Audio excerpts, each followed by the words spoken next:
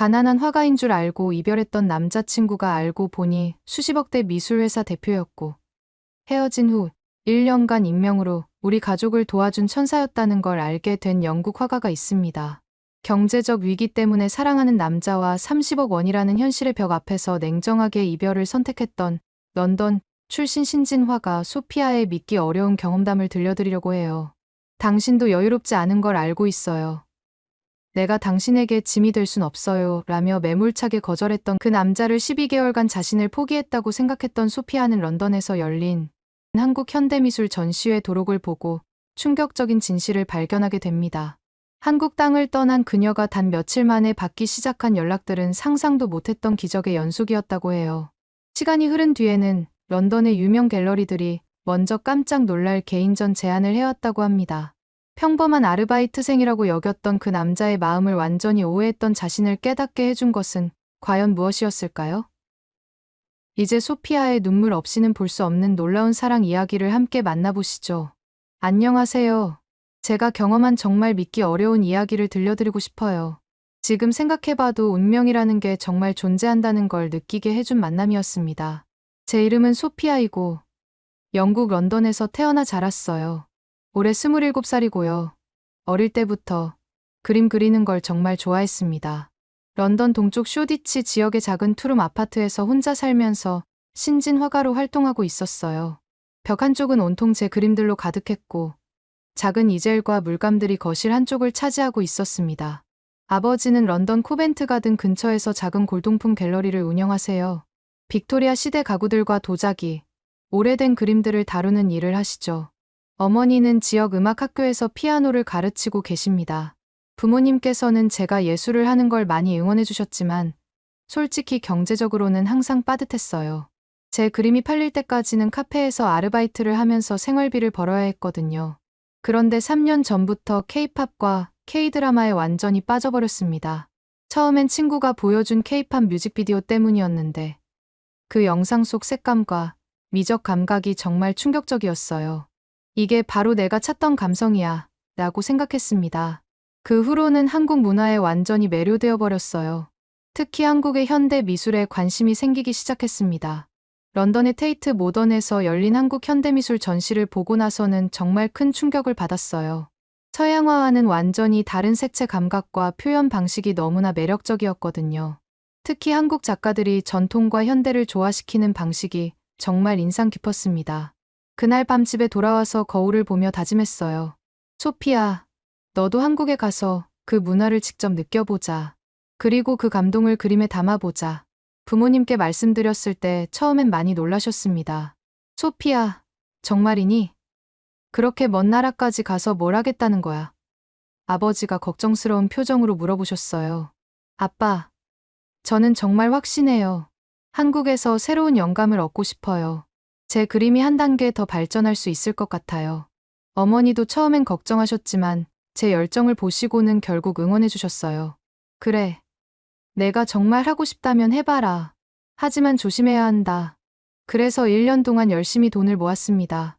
카페 아르바이트를 늘리고 작은 그림들도 몇 점 팔면서 한국행 자금을 마련했어요.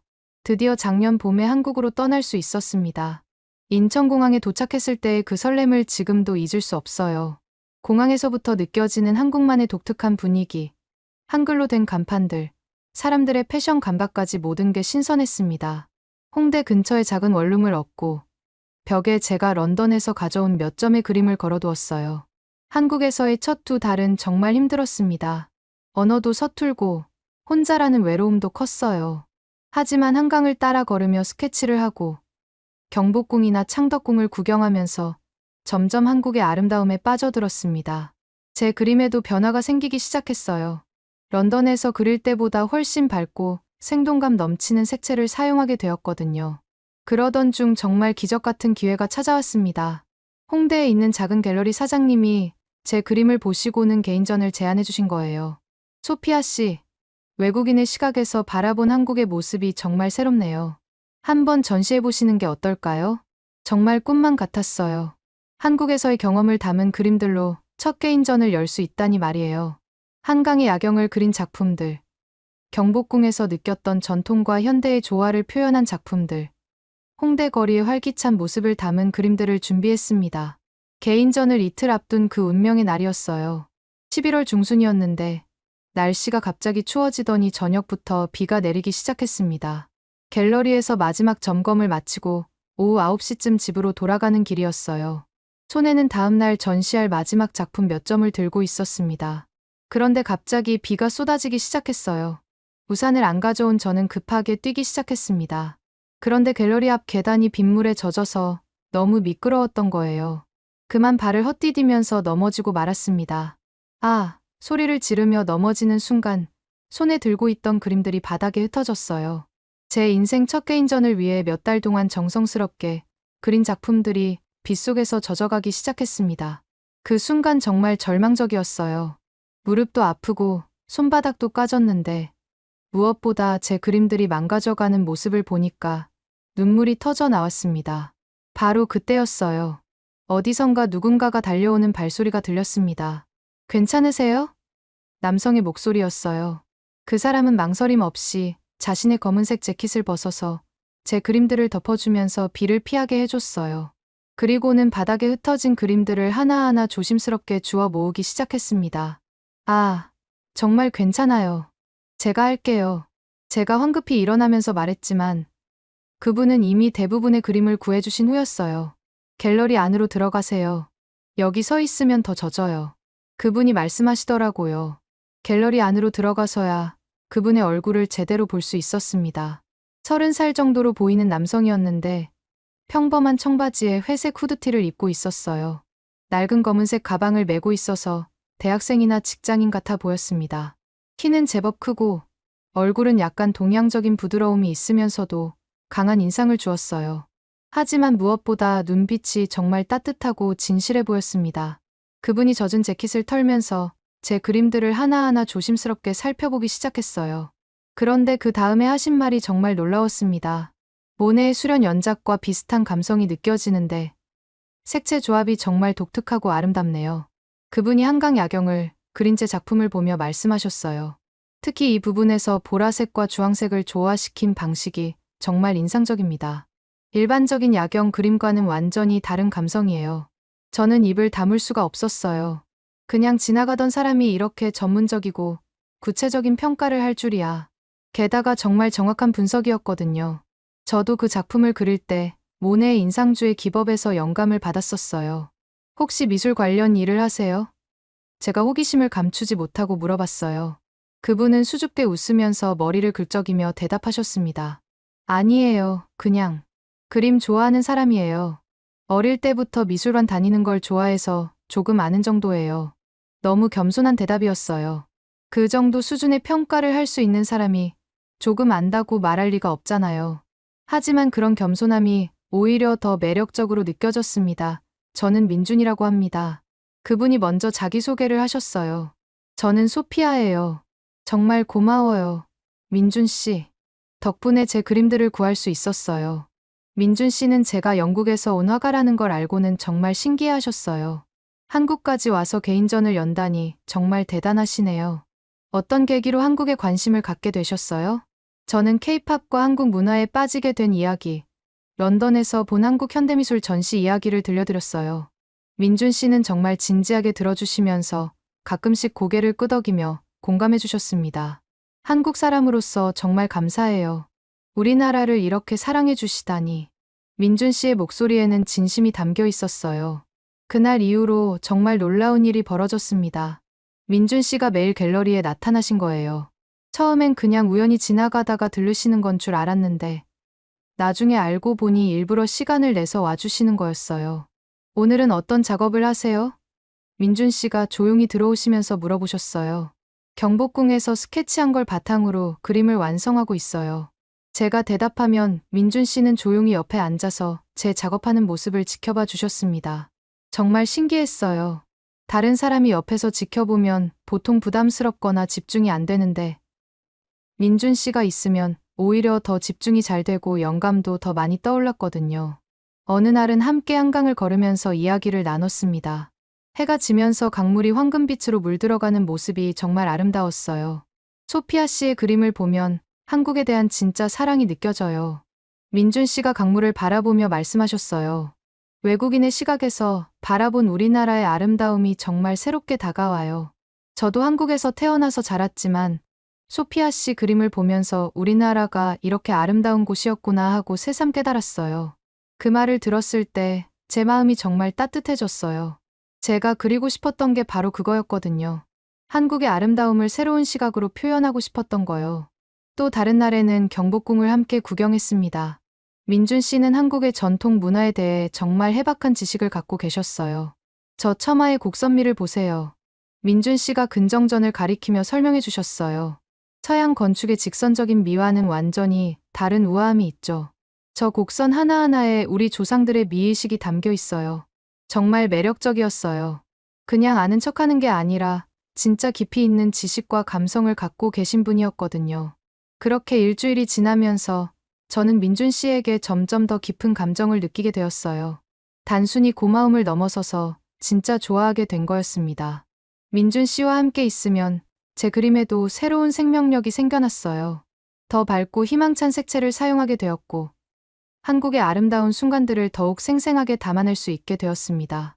개인전 개막일 전날 밤, 민준 씨가 이렇게 말씀해 주셨어요. 소피아 씨, 당신과 만나서 정말 행복했어요. 당신의 그림을 통해 제가 살고 있는 이 나라를 새로운 시각으로 바라볼 수 있게 되었어요. 그리고 살짝 부끄러워하시면서 혹시 괜찮으시다면 앞으로도 계속 만날 수 있을까요? 저, 소피아 씨를 정말 좋아하게 되었어요. 제 심장이 쿵쾅거렸어요. 저도 같은 마음이었거든요. 저도 민준 씨를 좋아해요. 정말 많이요. 그렇게 우리의 로맨스가 시작되었습니다. 하지만 그때의 저는 몰랐어요. 곧 제 인생을 완전히 뒤바꿀 큰 시련이 기다리고 있다는 걸 말이에요. 개인전이 성공적으로 끝나고 일주일이 지난 어느 날이었어요. 민준 씨와 저는 이제 정말 자연스러운 연인 사이가 되어 있었습니다. 매일 함께 시간을 보내면서 서로에 대해 더 많이 알아가고 있었죠. 민준 씨는 정말 따뜻하고 배려심 깊은 사람이었어요.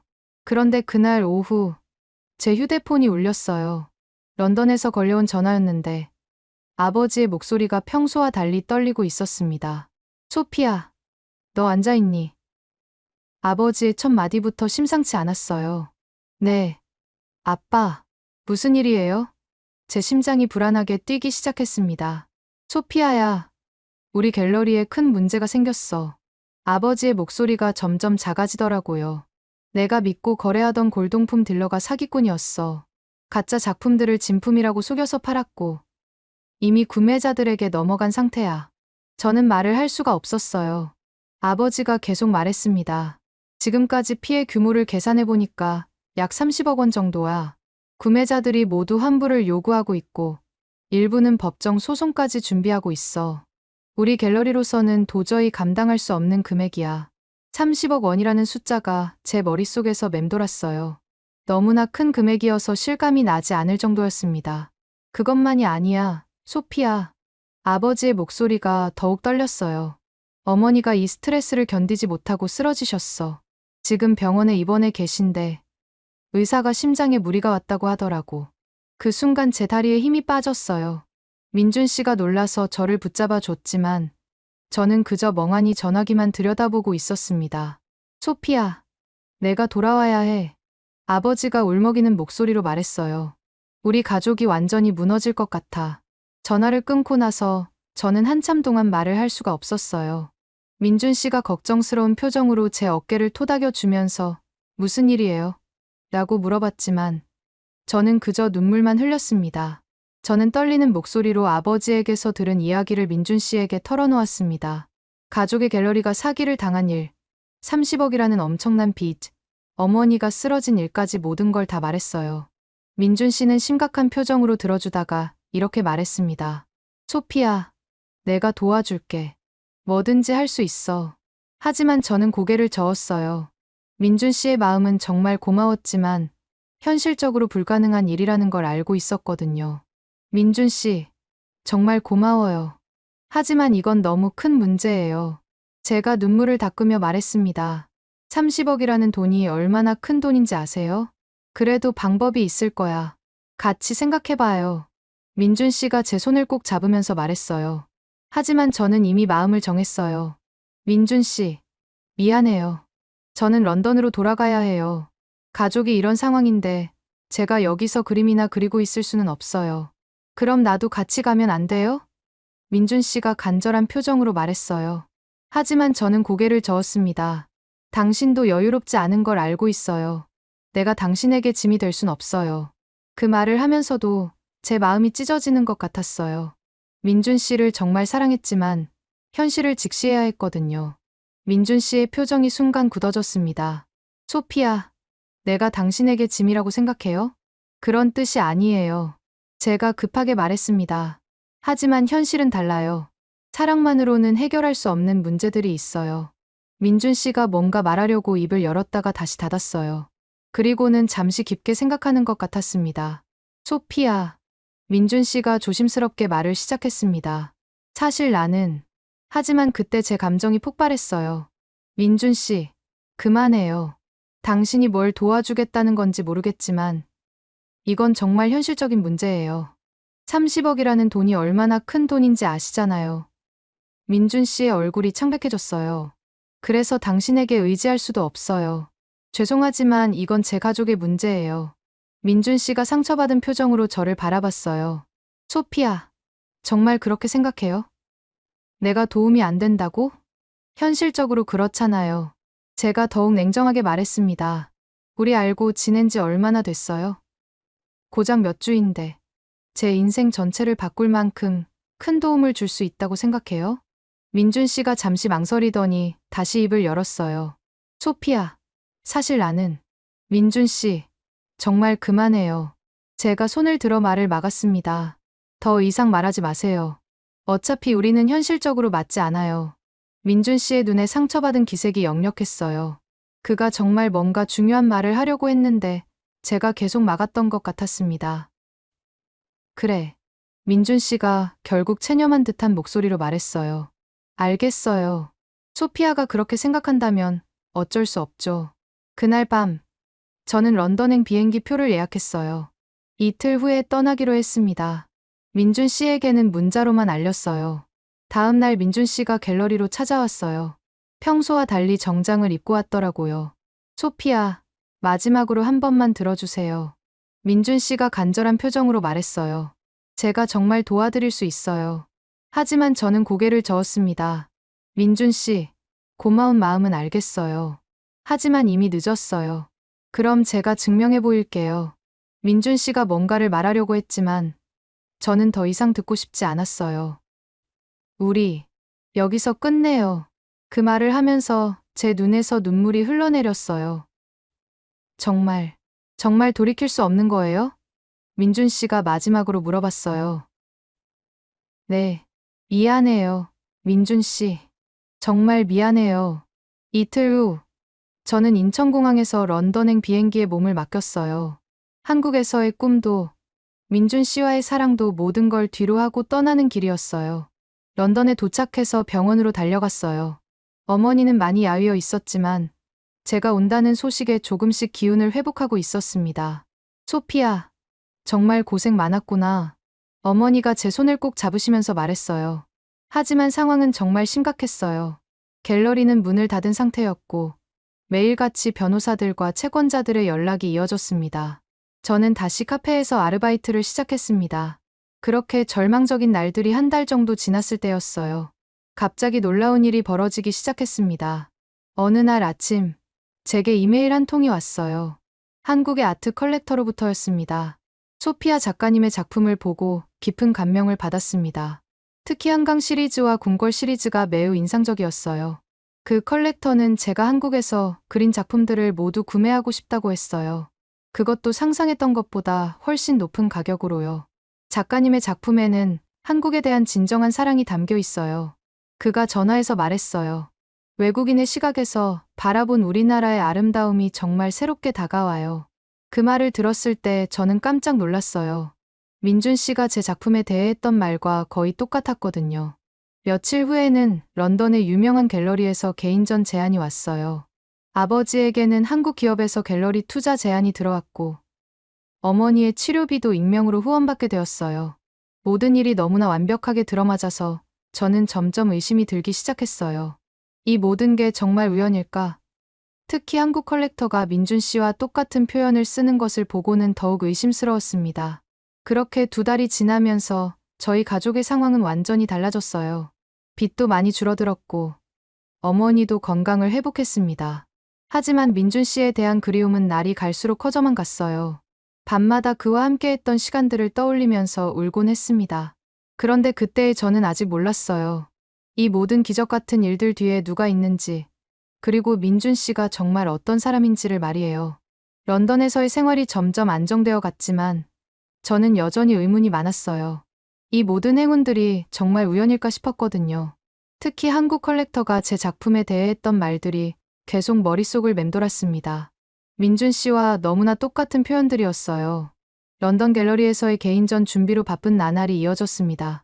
큐레이터인 제임스는 제 작품들에 대해 정말 열정적으로 이야기했어요. 소피아, 당신의 한국 시리즈는 정말 특별해요. 동서양의 조화가 이렇게 아름다울 수가 없어요. 제임스가 한강 야경 작품을 바라보며 말했습니다.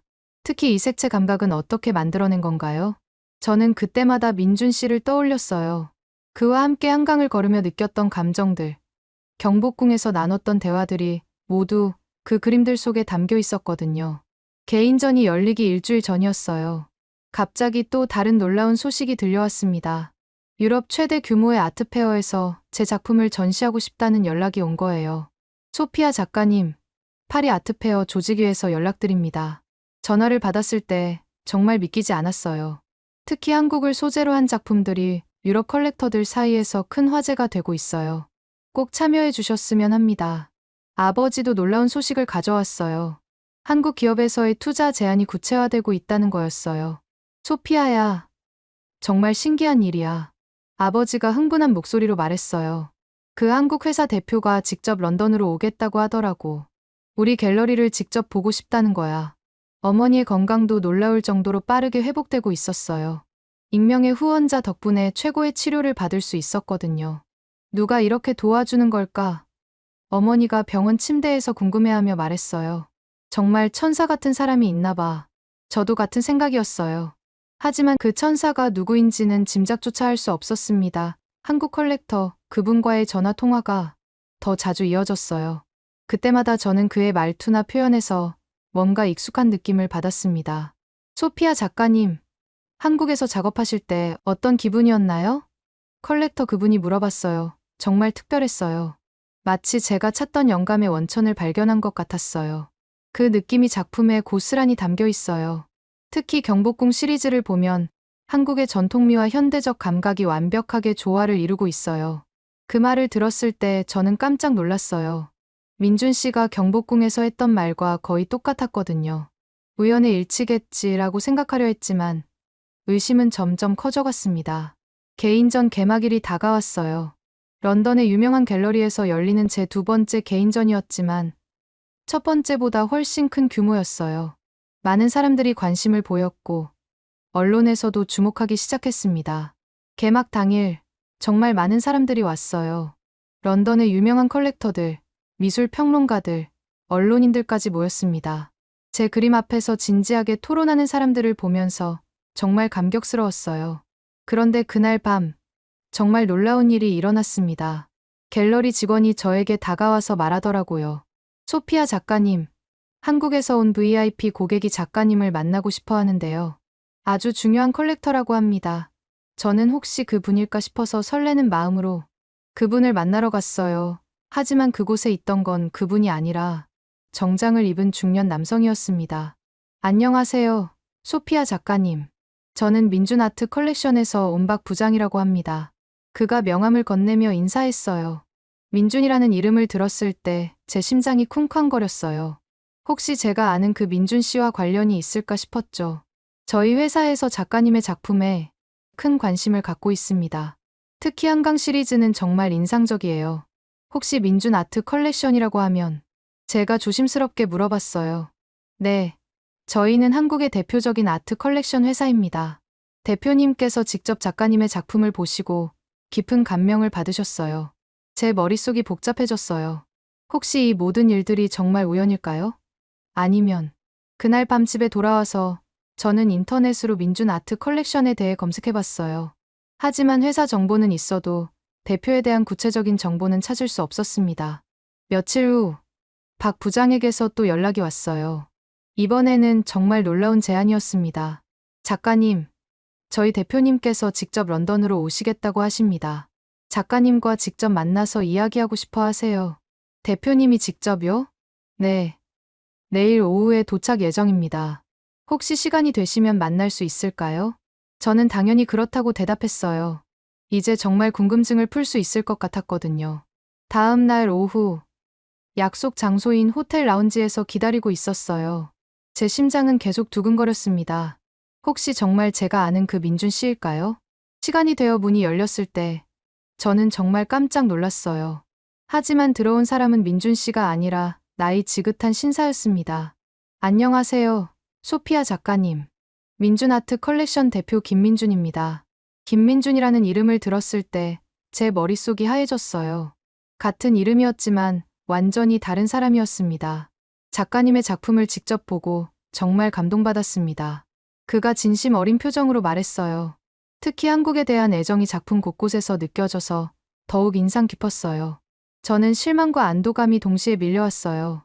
이 모든 일들이 정말 우연이었구나 싶으면서도 한편으로는 민준 씨와 아무 관련이 없다는 게 아쉬웠거든요.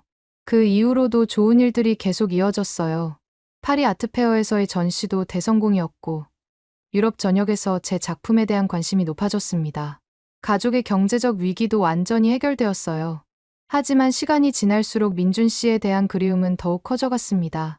성공한 화가가 되었지만 그와 함께 나눴던 순간들을 잊을 수가 없었어요.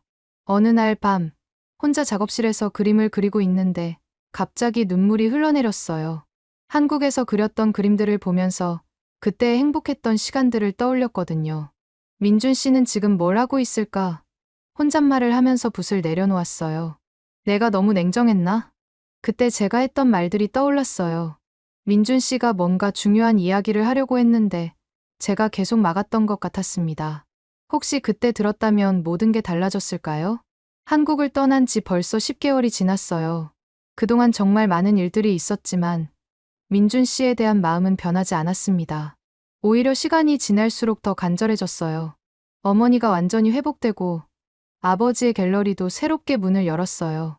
모든 게 좋은 방향으로 해결되었지만 제 마음 한구석은 여전히 공허했습니다.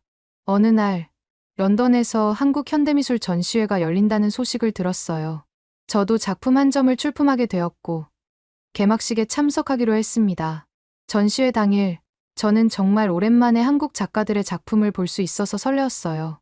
하지만 무엇보다 혹시 한국에서 온 사람들 중에 민준 씨에 대한 소식을 들을 수 있을까 하는 희망이 있었습니다. 전시장에 들어서서 여러 작품들을 둘러보고 있었어요. 정말 훌륭한 작품들이 많았고 한국 현대미술의 수준을 다시 한번 느낄 수 있었습니다. 그런데 도록을 보다가 저는 정말 충격적인 것을 발견했어요. 후원사 명단에서 민준 아트 컬렉션이라는 이름을 본 거예요. 더 자세히 보니까 대표 이름이 적혀 있었는데 거기에는 민준 아트 컬렉션 대표 김민준이라고 되어 있었어요. 처음에는 제가 런던에서 만났던 그 나이 지긋한 김민준 대표구나라고 생각했어요. 하지만 그 옆에 작은 글씨로 적힌 코멘트를 보는 순간 제 심장이 멈춰버렸습니다. 한국에서 만난 영국 작가의 작품. 그녀에게서 진정한 예술혼을 보았다. 그 순간 저는 깨달았어요. 제가 만났던 나이 지긋한 분은 회사 직원이었고 진짜 대표는 제가 사랑했던 그 민준 씨였던 거예요. 이 모든 퍼즐이 맞춰지는 느낌이었어요. 익명의 한국 컬렉터, 연쇄적인 기적들, 똑같은 표현들. 이 모든 것들 뒤에 민준 씨가 있었던 거예요. 제 손이 덜덜 떨렸습니다. 도록을 다시 읽어봤지만 분명했어요. 민준 씨는 제가 생각했던 평범한 사람이 아니라 거대한 아트 컬렉션 회사의 대표였던 거예요. 그 순간 제가 얼마나 바보였는지 깨달았습니다. 민준 씨가 그때 말하려고 했던 게 바로 이거였구나. 하지만 저는 끝까지 들으려 하지 않았어요. 눈물이 주르륵 흘러내렸습니다. 후회와 그리움이 한꺼번에 밀려왔어요. 그 모든 도움들이 민준 씨에게서 온 거였다니. 저는 정말 아무것도 모르고 있었구나 싶었습니다. 도록을 보는 순간 저는 온몸이 떨렸어요. 이제야 모든 퍼즐이 맞춰지는 느낌이었습니다. 민준 씨는 제가 생각했던 평범한 사람이 아니라 거대한 아트 컬렉션 회사의 대표였던 거예요. 그리고 지난 1년 동안 저희 가족에게 일어났던 모든 기적들 뒤에는 그가 있었던 겁니다. 저는 급하게 전시장을 나와서 호텔로 돌아갔어요. 그리고는 밤새도록 한국행 비행기표를 찾아봤습니다. 당장이라도 한국으로 가서 민준 씨를 만나고 싶었거든요. 다음 날 아침 일찍 부모님께 말씀드렸어요. 엄마, 아빠, 제가 한국에 다녀와야 할 것 같아요. 갑자기 웬일이니?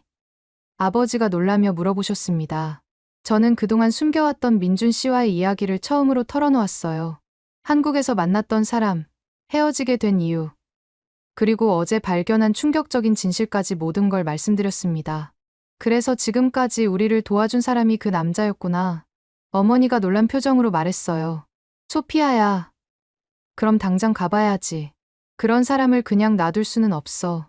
부모님의 응원을 받고 저는 그날 오후 비행기로 한국행길에 올랐습니다. 비행기 안에서 계속 생각했어요. 민준 씨를 만나면 뭐라고 말해야 할까? 제가 얼마나 바보였는지 어떻게 설명해야 할까? 인천공항에 도착해서 가장 먼저 한 일은 민준 아트 컬렉션의 주소를 찾는 거였어요. 인터넷으로 검색해보니 강남에 있는 거대한 아트센터 건물이었습니다. 택시를 타고 그곳으로 향하면서 제 심장은 미친 듯이 뛰었어요. 1년 만에 민준 씨를 다시 보게 된다는 생각에 설레기도 하고 두렵기도 했습니다. 건물 앞에 도착했을 때 저는 정말 깜짝 놀랐어요. 제가 상상했던 것보다 훨씬 크고 웅장한 건물이었거든요.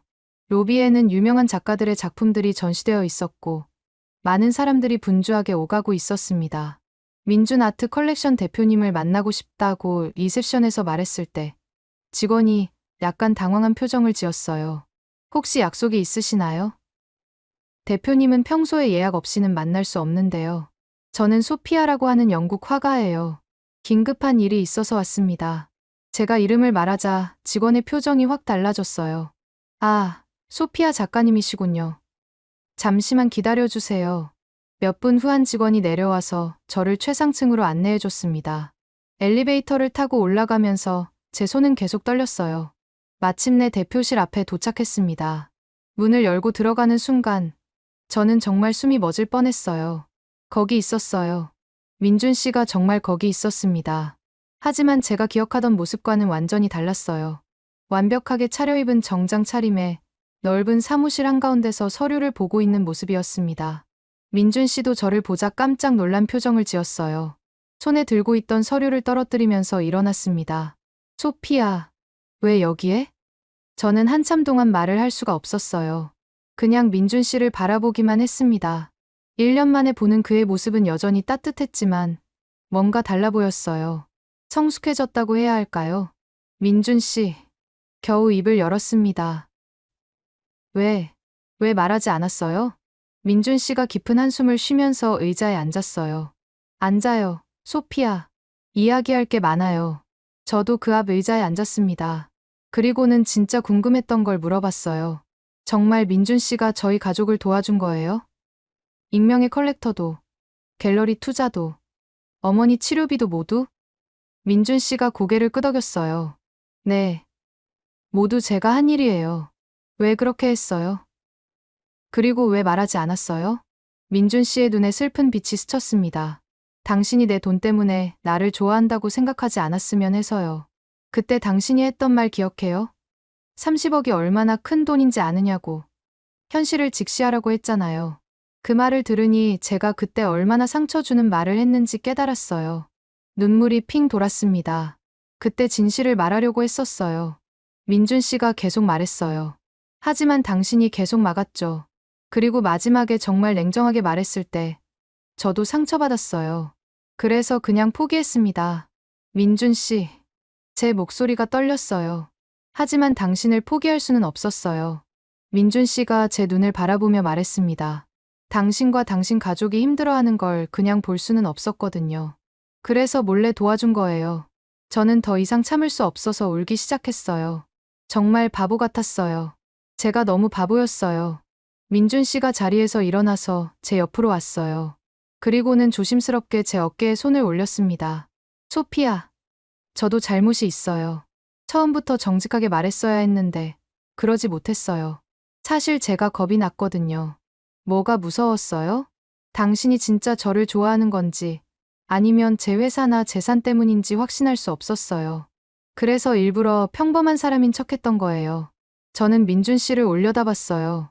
민준 씨, 저는 처음 만났을 때부터 당신을 좋아했어요. 그림을 구해주고 매일 갤러리에 와주고 한강에서 함께 걸었던 그 모든 순간들 때문에 사랑하게 된 거예요. 돈은 전혀 중요하지 않았어요. 민준 씨의 눈에서도 눈물이 글썽거렸어요.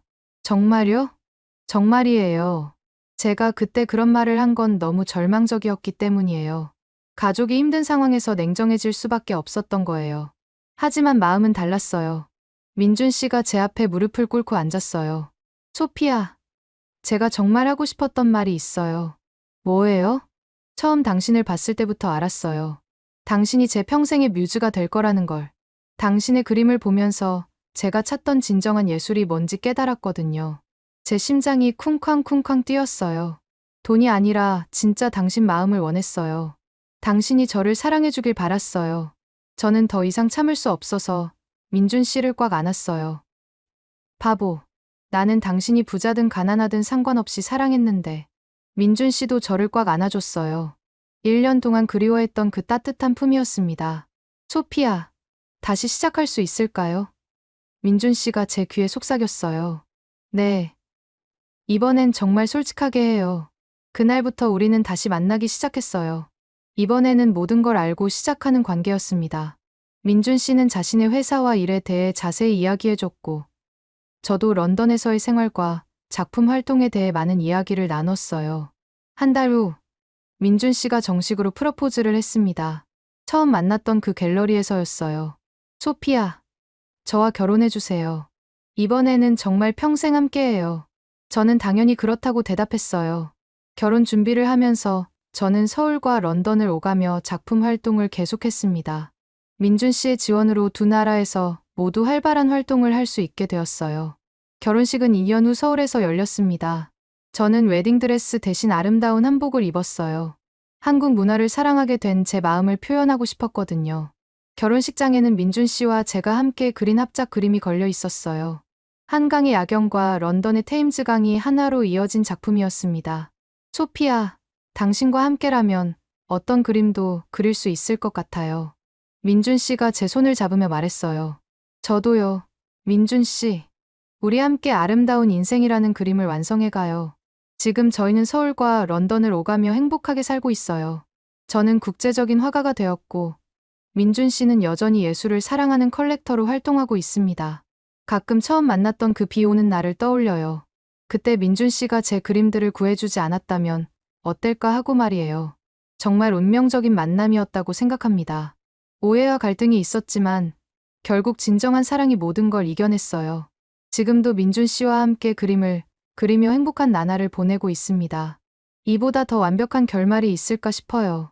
오늘의 이야기는 여기까지입니다. 마음에 드셨다면 구독과 좋아요 잊지 말고 한 번씩 눌러주세요. 소중한 시간 함께 해주셔서 진심으로 감사드리고 앞으로도 더 깊은 이야기로 여러분을 찾아뵐게요.